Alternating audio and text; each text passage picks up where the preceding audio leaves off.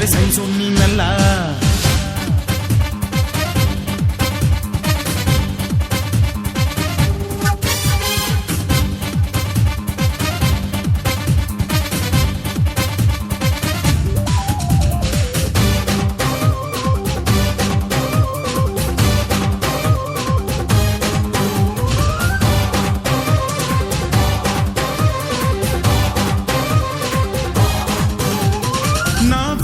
ಕಡೆಯಲ್ಲಿ ಜಗಳ ಇಲ್ಲ, ಪರನಿಂದೆ ಪರಹಿಂಸೆ ಬೇಕಾಗಿಲ್ಲ.